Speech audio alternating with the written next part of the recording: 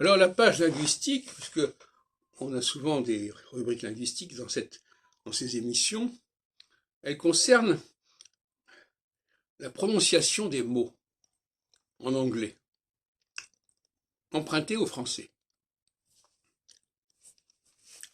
Beaucoup de gens n'ont pas fait attention à cela. Par exemple, quand je dis I don't want, le on est français. Si je dis I say a day, cette forme AY, pourquoi on prononce est? Ça se prononce à la française. Oui, ce ne sont pas des mots d'origine française, mais ils se prononcent à la française. En allemand, on ne va jamais les prononcer comme ça. Si je dis I could, le ou, c'est un mot, c'est un son français. Quand ça s'écrit OU, comme dans you. Si les Anglais veulent dire you, ils sont obligés d'écrire OU. Ils l'écrivent à la française. Voilà donc un des cas intéressants.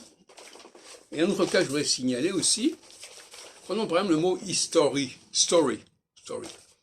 Alors vous me dites, ah oui, ben c'est le mot français histoire.